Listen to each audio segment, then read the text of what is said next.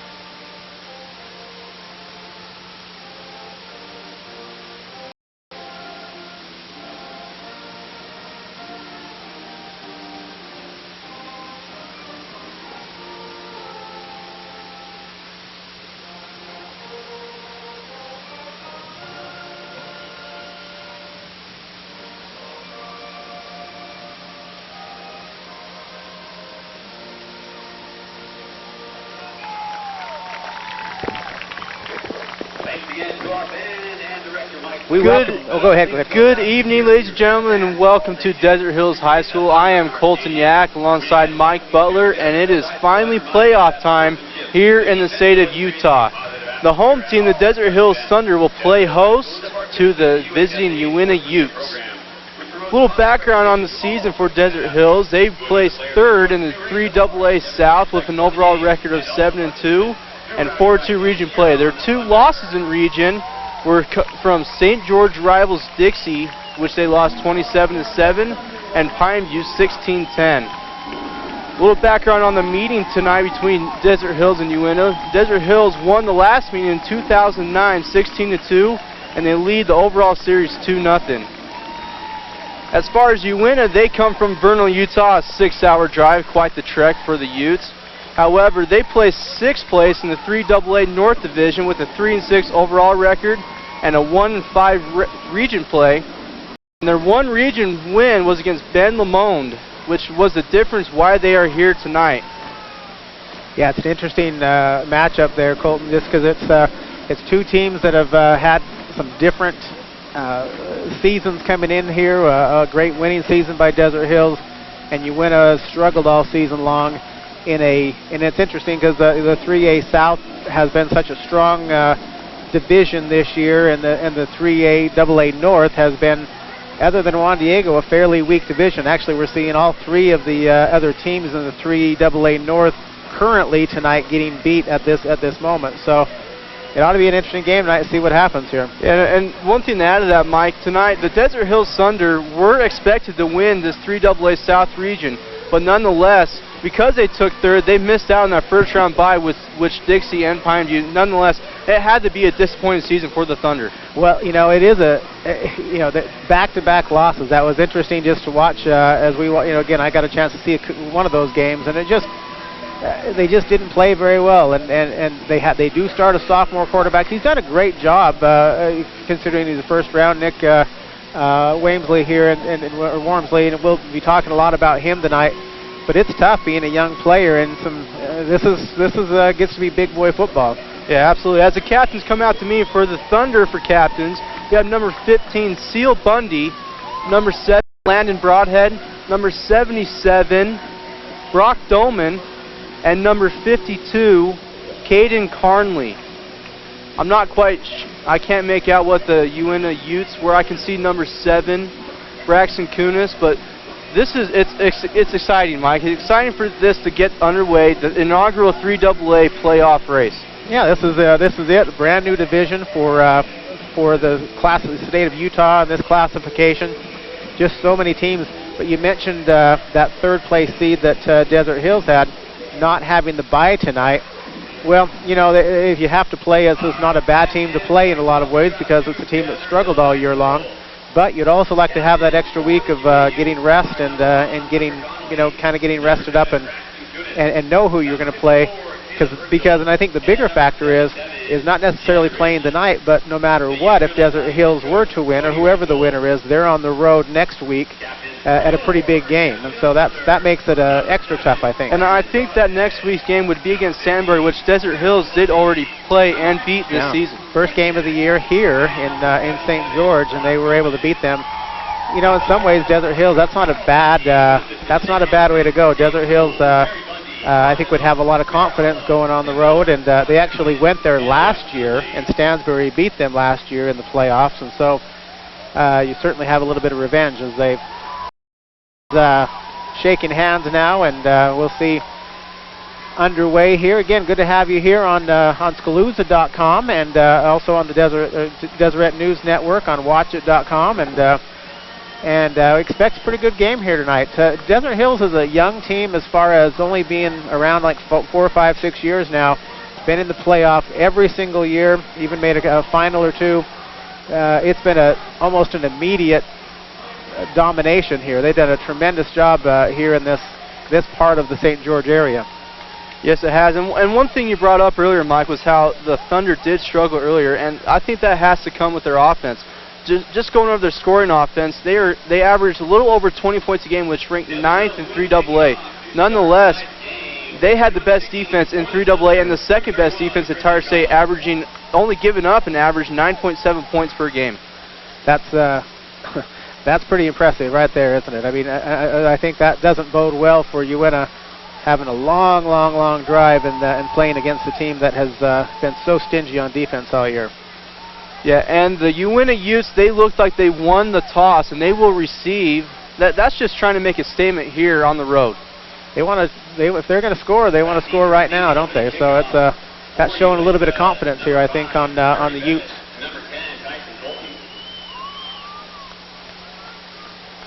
As Tyson Colton for the Utes, and a little tough numbers to see tonight, isn't it? So yeah, Uintah, they're white trimmed with red, but with our angle, we can't make out the second player. Desert Hills black trimmed with gold, and we are almost underway here tonight. Christian Cott will kick off for the Thunder, and we're off. Looks like Tyson Colton will have the ball, and he is met immediately by number 56, James Migo. Kind of said hello, amigo, on that one. that was a nice hit, a solo tackle after a short gain. So Uintah kind of goes on this spread offense. They want to speed up the pace and see what they do. I just talked to some of the Uintah broadcasters a couple of minutes ago, and they came in. They feel like they're pretty confident about tonight's game. The Utes will start on the left hash, 2 wide each side on the 25-yard line. Braxton Kunis takes shotgun. Zone read takes it to the near side here, and he will get almost a first down on the opening play. It's a nice run by Kunis. He looked at his blocker. There wasn't a whole lot of options to go, so he chose to cut inside, and an excellent run. And there because the Desert Hills defense jumped on that and looked like they didn't see Kunis with the ball. Second down and short for the Utes. 2 wide again. Braxton Kunis flanked by Tyson Colton. Hands off to Tyson Colton, and he has a first down with about a 6-yard gain. 5-yard gain. Solid run right up the middle, and again, you mentioned it. That's the momentum they wanted to get going on. That was a nice run. Utes showing off a no-huddle offense tonight.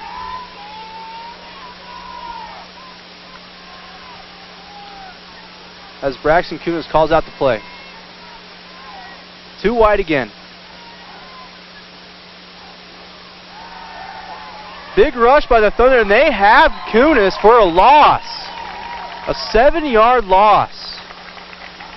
Huge effort that time by the Thunder, and they you pick your Thunder player because he probably had a shot at Kunis on that one, and that Uintah line was not quite prepared for the Thunder defense there. So second and lengthy. Second and long. No huddle again. 2 wide each side.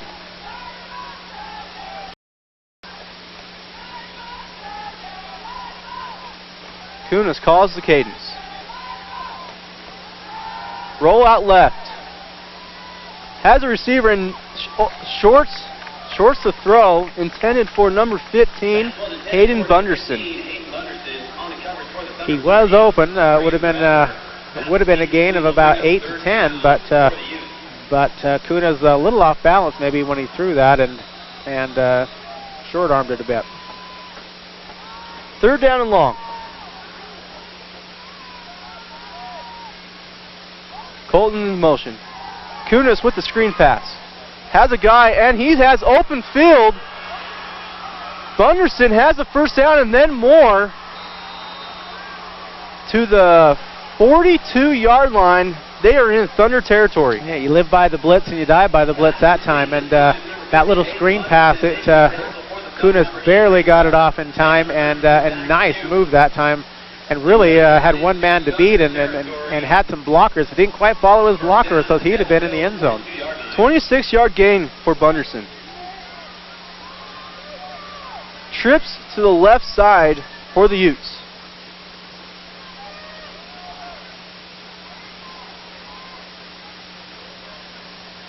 Kunis calls the cadence. Pass play, has a and a great catch. Oh no, incomplete, out of bounds. Made the catch, but not with any feet inbounds on that time. So second and 10. Again, you can see the clock, 9:25, and again, no huddle for Uintah. They are trying to speed things up and keep some of the Thunder players on the sideline. Second down and 10, 2 wide each side. Colton in motion. Kunis has a guy in the middle. Ball is up and incomplete. Tip ball is dangerous play for the Utes.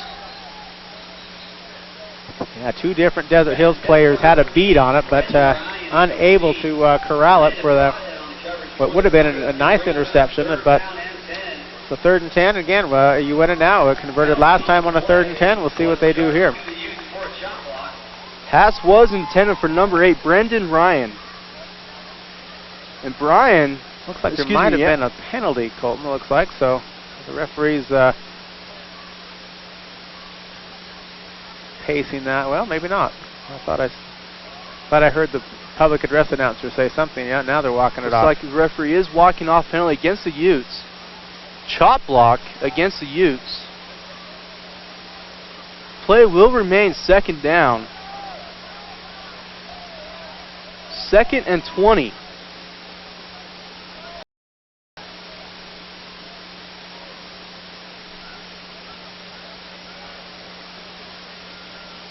So it changes the play a little bit there, a little bit longer. You got to decide how much you want to try to get back on this play.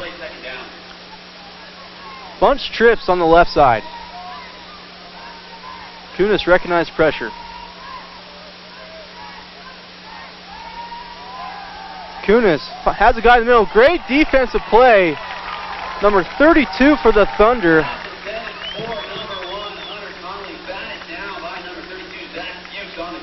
Fuchs, I believe. Fuchs. Nice. It was a nice play. As he made sure not to have a hand on the Uintah player, but just did enough to knock it down. And so that brings up 3rd and long for Uintah.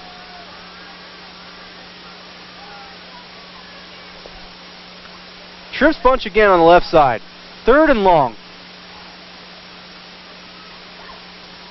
Roll out left for Kunis. Pressure again by the Thunder, and they have him. They also might have a horse collar. That could be huge for the Thunder. Boy, for a lot of reasons there. A great tackle that time by Jacob Wagner. But I think you mentioned that referee's flag came out immediately. So what would have been a big loss now, this turns this around a little bit, doesn't it? It will be a horse collar, which means it will be an automatic first down for the Utes. Those things just come back to bite you, don't they? That's really almost a 30-yard difference plus first down.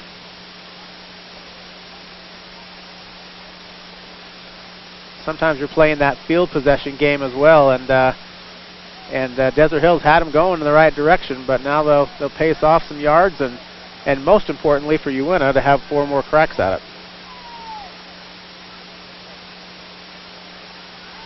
15-yard penalty, move the ball up to the Desert Hills 49-yard line.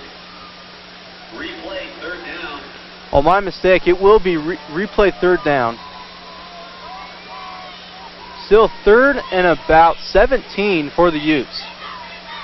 Trips on the near side. Yeah, I was with you. I thought that was the 1st down.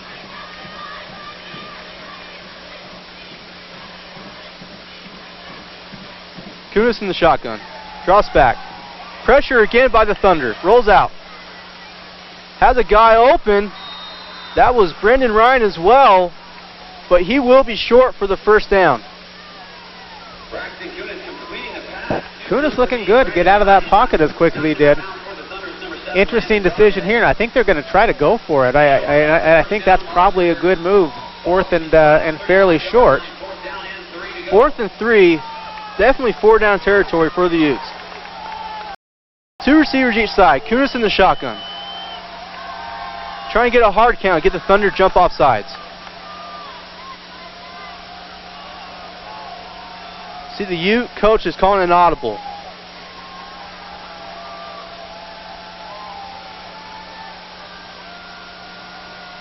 Kunis drops back. Pressure again, and he is sacked by number 77, Brock Doman, and turnover on downs. Doman is just a man among boys out there. That is a big young man. and he made sure that there wasn't going to be any other penalties or any other opportunity that time. So not a bad start for Uintah, but still turns over on downs, and now here's the Thunder's first crack at it. Quarterback Nick Wormsley will be in the shotgun. Motion. Fly sweep to number 23, Jordan Hokinson, and he's got pressure. And some good moves by Hokinson. A lot of good athletes on this Desert Hills team. We've getting a little bit more familiar with the Desert Hills players and staff than maybe we are the Utes. Certainly, if we say a little bit more about them, just because we know them a little bit better. And nice start that time on their opening drive. 6-yard gain by Hokinson. Wormsley in the shotgun again. Zone read, and he has a 1st down and then more. 9-yard gain by Wormsley. He's a good runner. He's got a lot of diversity in what he does. He's got a good, solid arm, smart young man.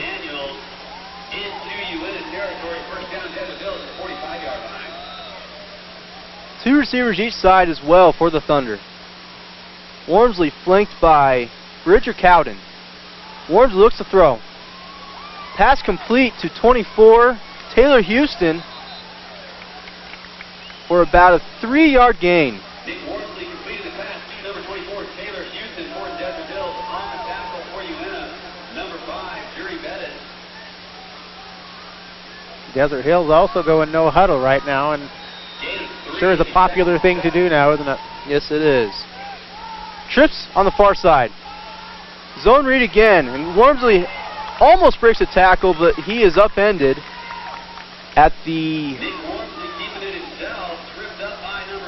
36-yard line. Quick update here in the playoffs, in the 3AA playoffs. Hurricanes 31, Bear River 26, just underway in the 4th quarter.